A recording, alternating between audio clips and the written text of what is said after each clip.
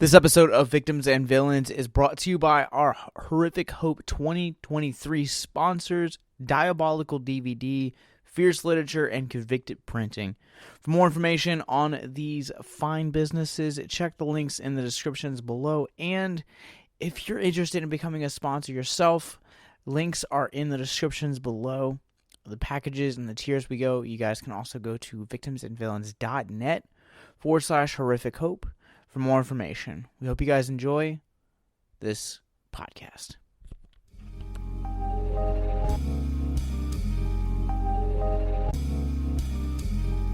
Hey, you are listening to the Victims and Villains podcast, the only podcast to discuss mental health through pop culture. My name's Captain Nostalgia, and on this episode, it is kind of a live episode. Back in September, thanks to our friends over at the Alamo-Drafthouse, where we host our very own film festival, Horrific Hope. And just a side note, if you are a film maker or a screenwriter and want to submit your screenplays, short films, or feature films into our upcoming festival, go to victimsandvillains.net/horrific hope, or go to filmfreeway.com/horrific hope. Film festival, all of those links are going to be in the descriptions below. But thanks to our friend Andy Geyer, we got a chance to sit down with the stylist filmmaker jill-gevargizian, and we've sat down with her last year and we talked all about the stylist and her career as a short filmmaker. We're caught up with her to talk about what life has been like since the success of the stylist and future projects she's working on, and much more. We hope you guys enjoy this episode. And as always, if you or someone you know is currently struggling with suicide, addiction, self-harm, or depression, please click the links in the show notes below. You are not alone. This is the reason we make this content. And if you guys haven't seen The Stylist yet, Jill's film, I highly encourage you guys to check it out. It's now streaming on Shudder, and it is a great depiction of the importance of mental health and community. We hope you guys enjoy this conversation. If you or someone you know is listening to this podcast right now and you're struggling with suicide, addiction, self-harm, or depression, we encourage you guys to please reach out. This is the heartbeat of why we do what we do. Suicide is currently the 10th leading cause of death in the United States, and as of this recording, there are 132 suicides that take place each and every day on American soil. And when you scale back internationally, there are 800,000 successful suicides. That is one death roughly every 40 seconds. So if you or someone you know is struggling, you guys can go to victimsandvillains.net/hope. That resource is going to be right in the description wherever you guys are currently listening or streaming this. There you'll find resources that include the National Suicide Lifeline, which is 1-800-273-8255. You can also text HELP to 741-741. We also have a plethora of other resources, including churches, getting connected with counselors, LGBT resources like the Trevor Project, and also veteran hotline as well. Please, if you hear nothing else in the show, understand that you listening to this right now, have value and worth. We get it. Suicide, depression, mental health, these are hard topics, and the stigma around them doesn't make it any easier. But please consider the resources right in the descriptions below wherever you guys are listening, because once again, you have value and you have worth. So please stay with us. If you've been listening to our podcast for longer than 2 years, you probably know that I don't need to give you a reason to go check out The Stylist. And I'm here with its writer and director, jill-gevargizian. Gevargizian. I will edit that out. How are you doing? Great. I'm excited to be out here at Lost Weekend.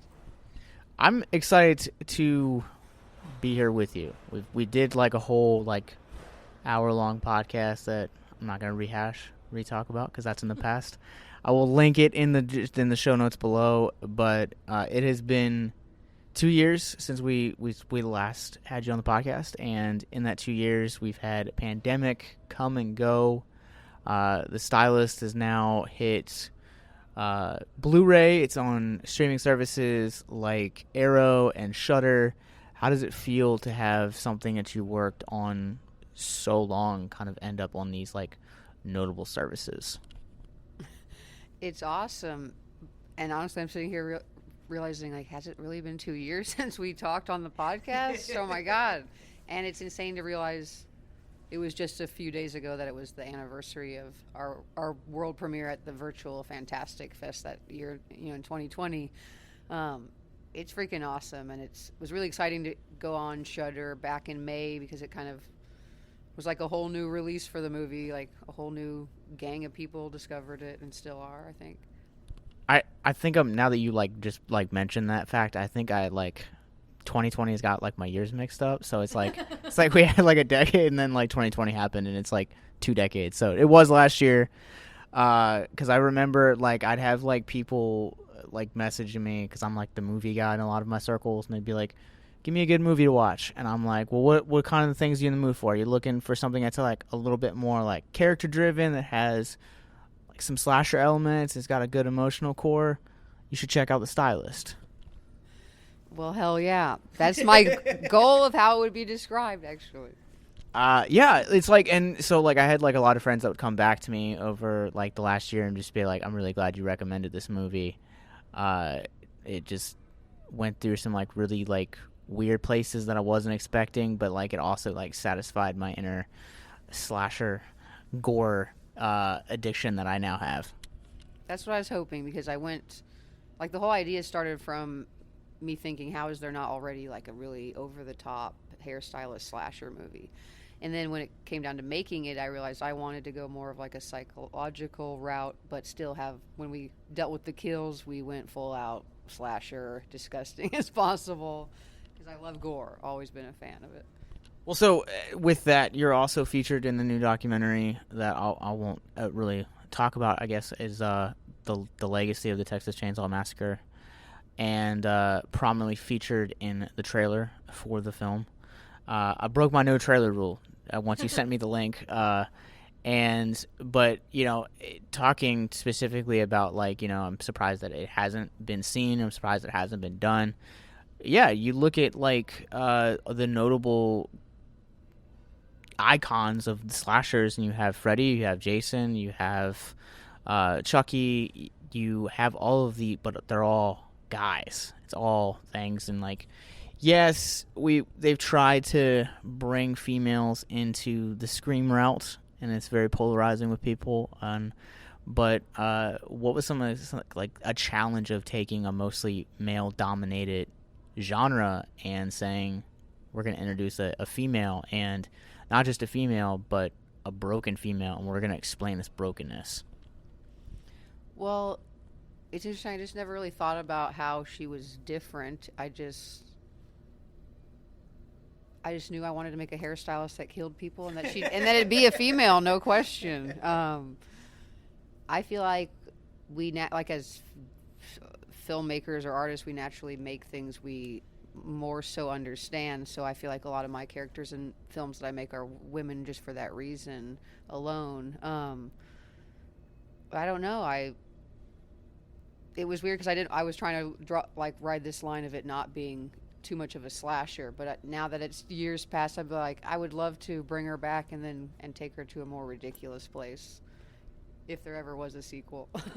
I'm genuinely curious what happens after that, because I won't spoil it for anyone who hasn't seen it, but my jaw, I've seen this movie 5 or 6 times now, and every time I watch it, that ending still just gets under my skin. I'm like, this is a really creepy ending, but a really fitting ending.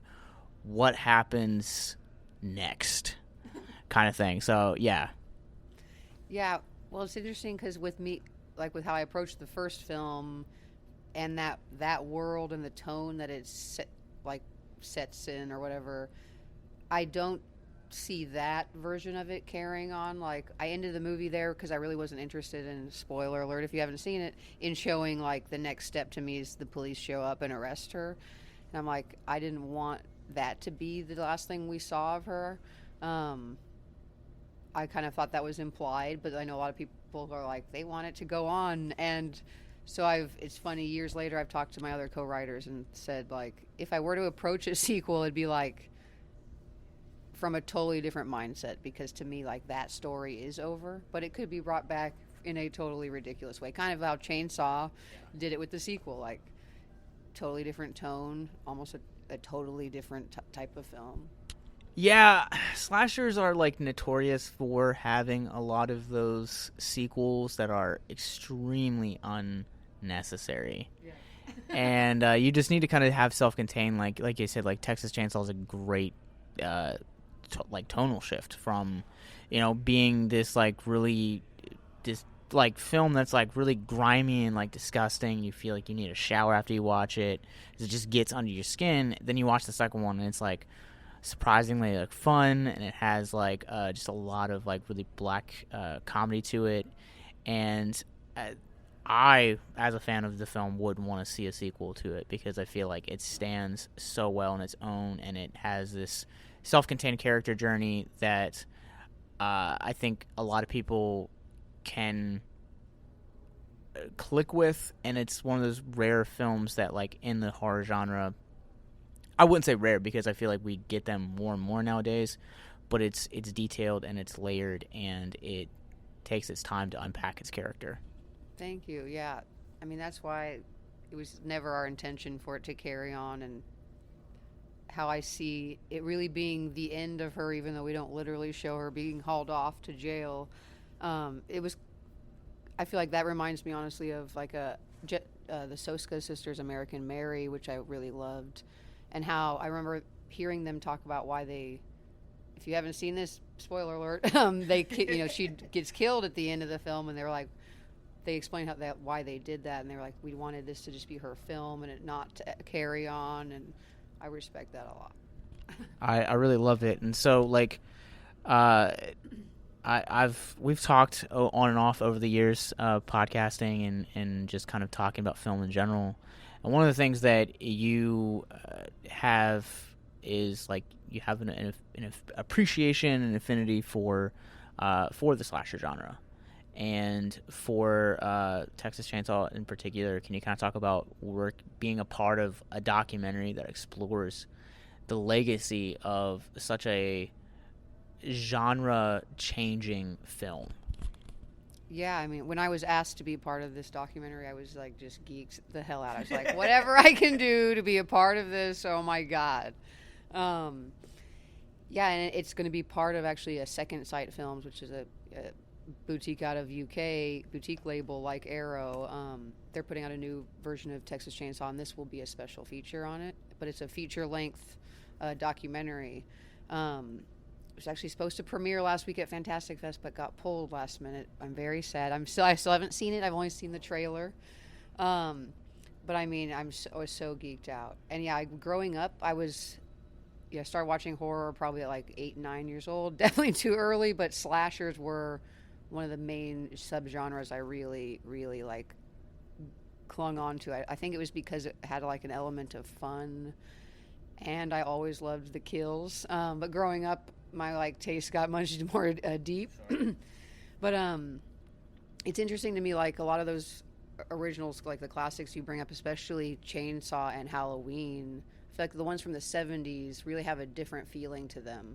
They stand alone, like, neither of those filmmakers meant to turn that into a franchise or ever wanted to. Yeah. It's the 80s that made them do it pretty much. And then, the other ones like Friday and Nightmare, which I think Nightmare is on another level than Friday if I'm going to start debating things. But those were made to be franchised, like boom, boom, boom, boom, boom. So it's kind of a different intention. Like Chainsaw and Halloween were independent films that ended up turning into these like things they could have never imagined and were never intended to be, which I think is awesome. Like a lot of times the franchise is like demanded by the fan base. It's like it was never intended by the filmmakers. Yeah, it's interesting because like not only like do you talk like 70s are just like another beast on its own because like stepping outside the slasher genre. I mean, you have movies like Last House on the Left, I Spit on Your Grave, So Jumping much Back In, Black grittier. Christmas. There's just such a yeah, like grittier is like a great word. Like I rewatched Last House on the Left a couple months ago and felt like I needed a shower afterwards. Like I had seen it once and I was like, I'll never watch it again. Then I got asked to do a podcast on it and I was like, all right, I'll break my rule and come back. But like, yeah, it is such a hard watch. That is not, yeah, that and then and I mean Wes Craven, the beginning of his like Hills Have Eyes and Last House on the Left are so upsetting and so they have that Chainsaw has that same feeling that it gives you that it's like you were there, like it's, and I feel like especially with Last House the way it's filmed, like it almost puts you in the position like you're one of those in that group of fucking freak rapists molesters. So it really, man, I don't even know if I own Last House and I don't even know if I've ever gotten to the end of it. It's the ending is kind of satisfying because like vengeance is taken, but it's a brutal road to get there. What I do think is interesting though about Craven's career is how like the 70s he made these like super gritty fucked up movies with like sexual violence, all kinds of shit going on. Then we go to like Nightmare on Elm Street, then we go to the 90s with Scream. Like what an incredible like fucking career. I mean, it's insane. So being a part of this documentary, I always love to ask because you talked about like how these sequels were like never intended to be. For those of you guys that don't know, like Tobe Hooper essentially got like cornered into basically like if you want to make these movies, you have to give us Texas Chainsaw 2. And so that kind of spun off, and we've now gotten lots of sequels, including earlier this year with Netflix's new adaptation of it. How do you feel about the sequels as a fan of the franchise? This is a can of worms here. I don't even know where to begin. I was saying this recently. I feel like it's one of the most like remade ones because it's not as like sequeled like Friday's up to part whatever the fuck at this point. And they try to keep this continuous story where Chainsaw's like continually redone, or like a sequel from the original's been done now twice with 3D, and then this new the Netflix one is straight off the first one. It's just gotten so silly at this point. Some of them I enjoy certain aspects about it, and I can have fun and not like get too crazy as a fanatic of the original. I mean, if I was like supposed to seriously critique some of the sequels, I get very pissed off. Like especially the Leatherface, the one they called Leatherface, that was him as like a teenager, and I can't even start with that one because it's like they mislead you to think it's the other kid the whole time, and then you learn it's this pretty boy, and I'm like, okay, stop. Leatherface never came from here, and he was never a pretty boy in a mental hospital. He was never anywhere but this house in the middle of nowhere. Where do I even begin? But yeah, I mean, I think 2 is fun. The first Leatherface. The 3 Leatherface is something interesting. I do enjoy it. I got to meet the director and production designer recently. Then we've got fucking Matthew McConaughey and Renee Zellweger, fucking wild shit. And then the remake with Jessica Biel, I remember when that first came out and I was bummed. And then I really liked the beginning, the prequel to that one. I think just because it was so fucking gory. And Arlie, is fucking the greatest. Why can't I think of his name? Oh, I'm terrible with names, so you're asking the wrong person. From Full Metal Jacket. But they've just, what upsets me about like the more from Jessica Biel remake and on is, they've made Leatherface this like hulking, more like Jason, like he's like running around and wants to murder everybody, and like I feel like that's not that's not the spirit of like the original character. The original guy was like cowering all the time and just being told what to do. Like he doesn't have his own motivations, I feel like, at all in the original. Like he doesn't want to kill people unless he has to because they've told him to feed his family. It's like it's like out of like in like need really than want. Well, to quote Grandpa Simpson, which was the style at the time, because I mean, Michael Myers wasn't like also like a hulking person, and like they kind of transformed him into that. Like, there's that scene where from like Rob Zombie's 2007, where he's like walking down the hallway, and like the right before it like gets into like the remake portion of it, and he's just like towering over the two guards, and it's like, nah, man, Michael Myers was like petite like me, he was small like us. Yeah. He was wildly immortal for being a human. What I like about Michael is at some point he just turns into a monster magically. He's not human anymore and can't be killed. Oh, man, I love it. Cult of Thorn, man, and it's a wild time to be alive. But they do all have to eventually, like through the sequels, become bigger and more like wrestlers that just smash everybody. See, this is why the stylist can never have a sequel, because it'll be completely like she just keeps coming back, you know, like through the power of like hair gods. No offense, Najjar, I love you, but we'll have to find like a female wrestler who's huge for one of the sequels to just be like going around picking up people and smashing them. Yes. So I know a little bit about your the projects you're currently working on. I don't know if you want to put it out there. I don't want to if you don't want to. So, but Black Mold, since there's officially press out there, this is a film that has been 10 years in the making, and it's interesting because like it's also has some of the crew members and some of the people that came alongside you and made the stylist. Can you kind of talk about flipping positions? Yeah, it's almost all the main team from stylist, so it's like almost anything that they all want to make I will want to be a part of, because I just love them all so much. But the director John Pata, he edited the stylist, so we've worked real close together forever. And I know this is a film he's been trying to make for a while, and in fact, when I first met him, he had directed his first feature, and he hasn't since made a feature. He made another short, but he's been like editing everyone else's films for the last few years, and I know he was just like dying to get back behind the camera as a director. So it's exciting. I'm like on board helping it produce, and I actually did hair on the film, which is funny because I do hair still in a salon, but I've never done it on a movie until now. And that was actually really helpful because I've produced for other directors, and I like that because I like the logistics and figuring out how to solve situations. But being a hairstylist was even more interesting because it was like to be in a different part of the crew and just to have that perspective of like seeing everything go down from over here rather than over there. And I was like, okay, I'm learning a lot, and like how to prepare certain things or communication between teams. It was really interesting and good to be, I feel like, just to do hair on a movie to understand what that was like. But I'm excited for it.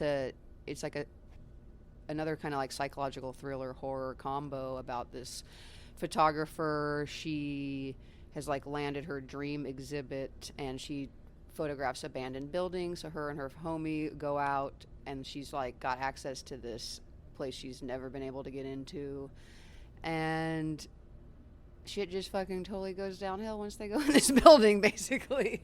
I'm pretty excited about it coming out. You sold me already. It's fine. So I'm curious about like you mentioned that this is the first film that you worked on as far as like hair goes, and one of the things that like, because I'm a nerd and I'm a cinephile, so like I love production design. Can you kind of talk, as a hairstylist, can you kind of talk about the, I don't want to say issues, but I guess challenges of keeping continuity? Yeah. Oh my God. That is so much because you're shooting from, it's interesting with people that, don't make films. You don't know all these crazy things that go into how you plan like just your days.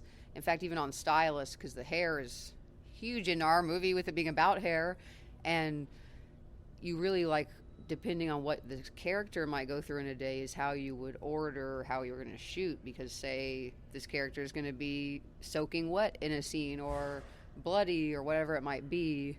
But I learned, I know I've talked to hairstylists about this on my films, but to do it myself and to break down the whole film, because essentially these characters are like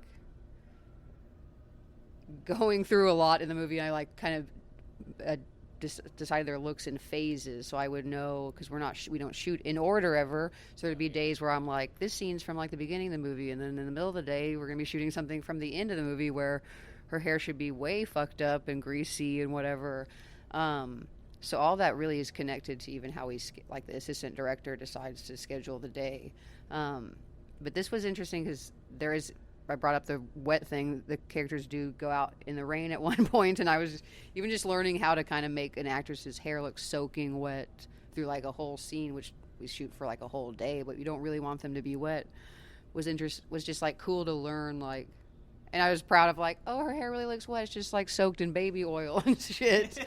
But yeah, and I was taking all the pictures and it's a lot to keep track of. You have to put a lot of trust in every department because of the continuity, and one thing gets messed up, and we've all done it. Like it's happened on my film, stuff that we're like, because there's just so many moving pieces. Even you got everyone watching for stuff, and still this shit still somehow happens. Like I should totally call out a mistake in the stylist. There's a scene near the end where it's like kind of like her last straw. She's calling Bria Grant's character to like reach out one last time before like totally falling off the fucking deep end, and the husband to be answers instead. She's pacing in the kitchen, and this key that shouldn't be there is in the background, but we just like pulled all the color out of it and like made it almost invisible. But it's something that's like a huge thing. She like, throws it in the cellar. It's like this big moment in the movie where she gets rid of it, and we're like, how do we not notice this fucking key's in the background of the scene and it shouldn't be there? Like, all of us are there staring at this, and it's so continuity is a pain in the ass. It takes like a gang of people to be paying attention.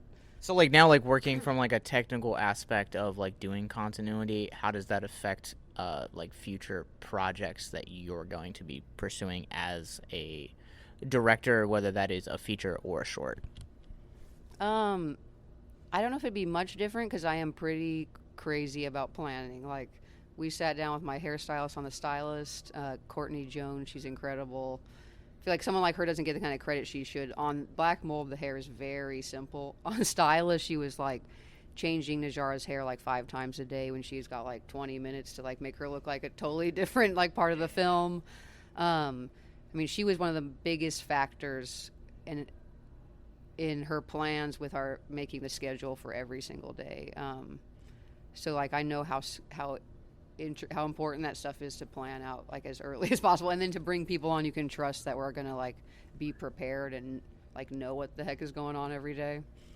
So just out of curiosity, like coming back into the stylist, many people may or may not know this, but the film's one of the lead actresses in this is Bria Grant, as you mentioned, and since this, she's kind of gone off and directed other films like Lucky, which is well worth your time if you go get a chance to, and then 12-Hour Shift is also an awesome black comedy, but because she would have been like potentially starting to work on those projects either like right before or like right after, was there ever kind of like an apprenticeship, or like did you show her things on the stylist, or did she ask things?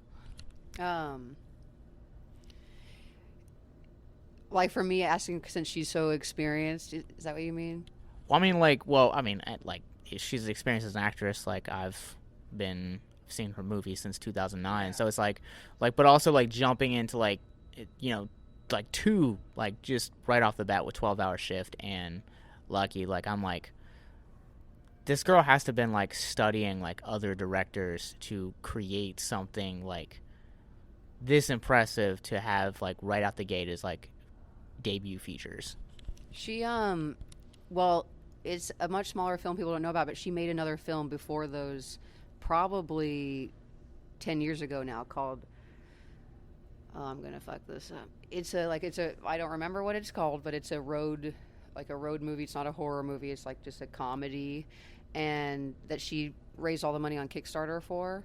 So she's been, I think, behind the scenes longer than people realize, especially writing. Like, she's been writing for shows forever. She's been writing for a couple shows on Netflix for quite a long time.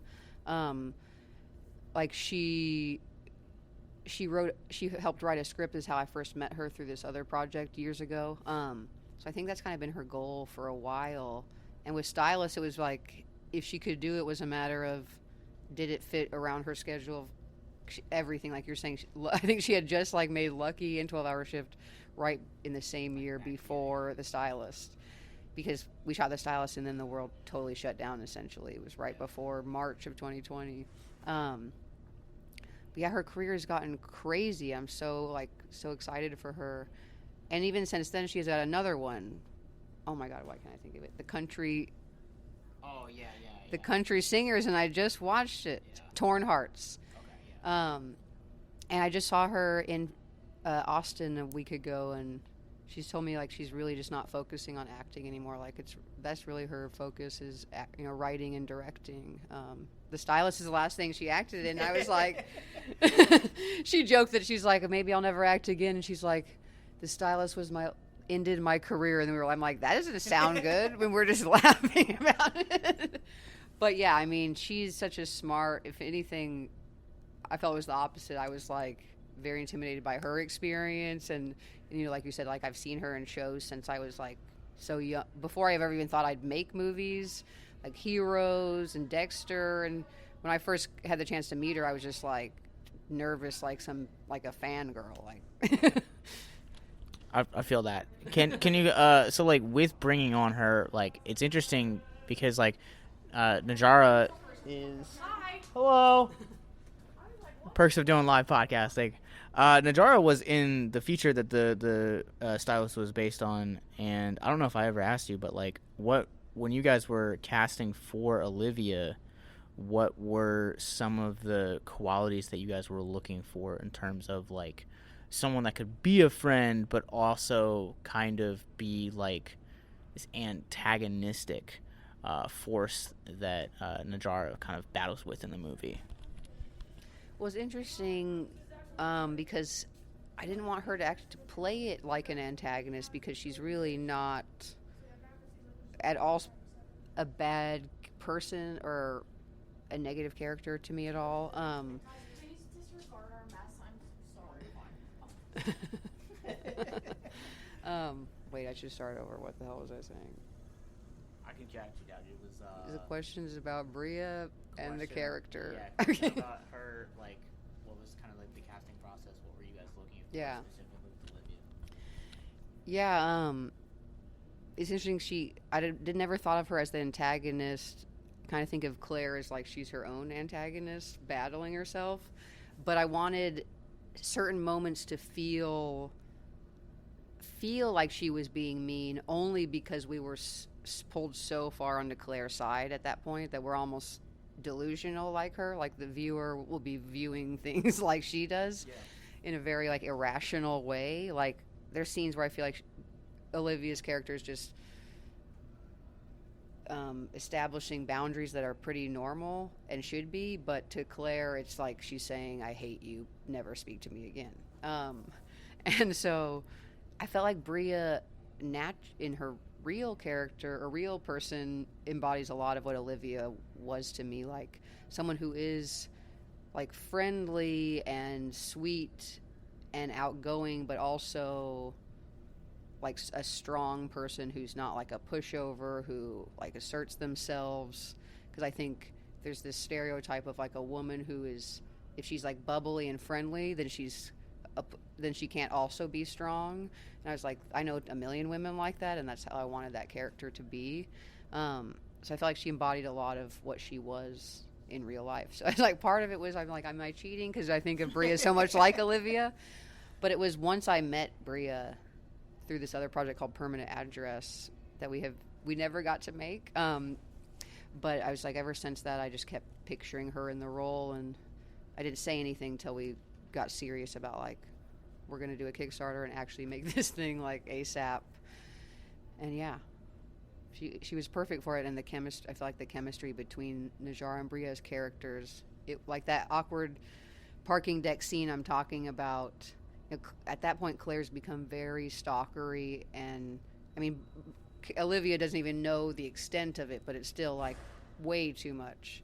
And so in that scene, I feel like it feels heartbreaking and mean, but really she's doing what most people should do in that situation. Like, okay, you've gone way too far. You need to take a step back. Yeah, boundaries are important in relationships. But one of the things that I'm learning myself.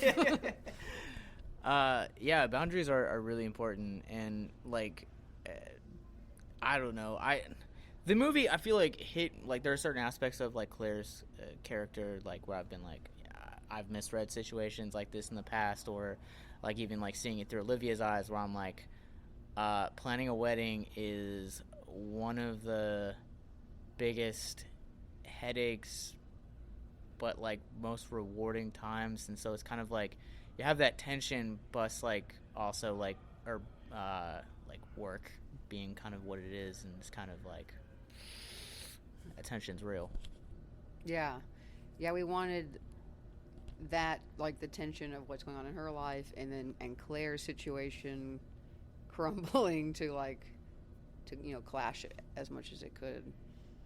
Well, I think it works. I'm excited to see this next one, Black Mold. I'm excited to kind of see, because I know you're a hairstylist by trade, but like I've never been able to actually see any of your hairstyles. So I'm excited to see it just for that, and kind of also see what the team behind the stylist is getting ready to do next. Yeah, and the producers, my producers that I work with a lot, Robert Stern and Sarah Sharp, who are also, Sarah's the production designer and Rob is the DP on all these films. They have another film that just hit Shudder not too long ago called Revealer that people should check out. That is a totally different film. Have you seen it? Revealer is in my top 10 of the year. Oh, awesome! I the team behind that. I have I've been emailing with the director of that movie for like the last 3 months to like schedule out something, and we're like, all right, it's gonna happen in July, and then like life got in the way, and then now it's like they're like, well, we have we're coming to VOD, let's schedule something around this. So yeah, Revealer is incredible. I was blown away by Revealer. I was like, I don't really know what to expect. I just hit play on my screener link and came back. I was like, this is fun, but it's like also like creepy, and like it does like character development really well, and it just looks gorgeous. Hell yeah, that's Robert and Sarah can do anything. And they shot that like in August of 2020 when barely shooting had began during COVID, and I know it was a crazy ordeal to be able to shoot during that. Like, no one could leave where they all stayed in the same hotel. No one could go anywhere, even like run to the gas station, get tested every, twice a day, which even still on Black Mold, we were all tested. Like, was it like at least 3 of the 5 days a week? It was a lot. I mean, whatever you got to do to be able to create stuff again. Yeah, welcome to the new world order that we've established here. Well, I'm really excited to get to see the documentary, the legacy of Texas Chainsaw Massacre. I'm interested in seeing where you fit into the larger narrative of that. I'm excited to see Black Mold, and Shudder and Arrow right now have the-stylist streaming. So, but people should also buy the Blu-ray, because Blu-ray is really interesting because it not only comes with the movie, but it comes with the score, which I thought was really, really fascinating. Was that your idea, or was that something that Arrow pitched to you? It was their idea, and it's not to be correcting, but it's the soundtrack, because we have the score is released on vinyl separately. The songs, the songs are kind of harder to hear except for the ones in the dance club, but we've got songs playing in the background of like coffee shops and the salon. But they, like, it was a dream to release with someone like Arrow because they, they take such good care of like the physical product and they love the special features. We were already making like behind the scenes stuff and didn't know if it was gonna like have a home. And but with the soundtrack, we were like, this will be awesome because it was also another way for us to give back to those people who gave us those songs for very little. Yeah.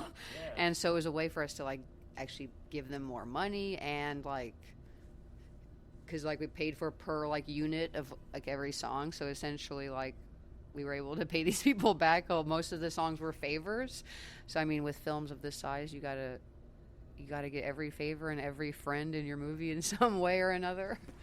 This is so accurate, and I know when Black Mold will be coming out to kind of start its festival run, but can you kind of give the listeners at home when they'll be able to see this film that you have now teased?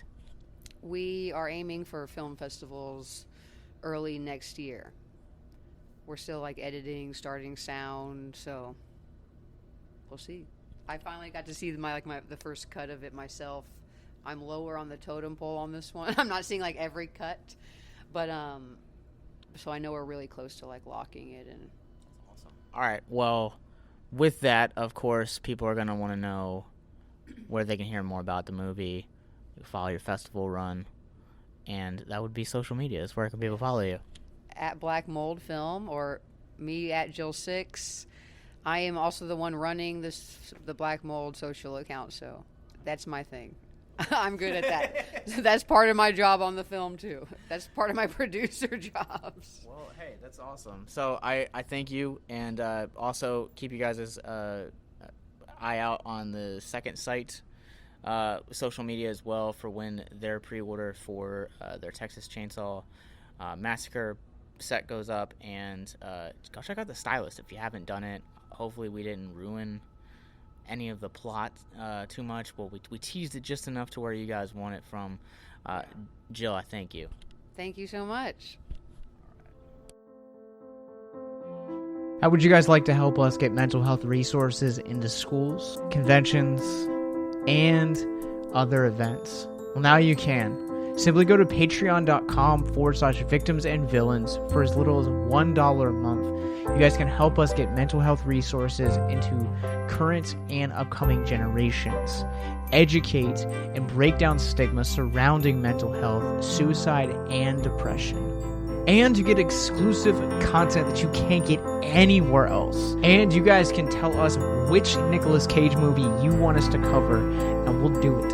All it takes to get started is to go to patreon.com/victims and villains, or simply click the link in the episode description wherever you guys are currently listening or streaming this episode. Pick your tier and get started today. Yes, it's that simple. So quickly select the tier that you want and help us get hope into the hands of the depressed and the suicidal today.